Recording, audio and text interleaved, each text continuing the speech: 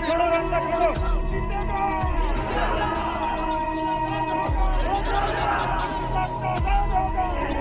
जब तुम अभी अमेरिका गए थे और ट्रंप की चापलूसी कर रहे थे तो तुम्हें खलसा की बच्चियां याद नहीं आई? तुम्हें खलसा की चीखें याद नहीं आई? लोगों को मारा, लोगों को शहीद कर दिया। मैं इसकी मजम्मत करता हूँ और मरियम नवाज और शहबाज शरीफ से कहता हूँ, इसका खून तुम्हारे गर्दन के ऊपर है, इसका खून तुम्हारे गर्दन के ऊपर है।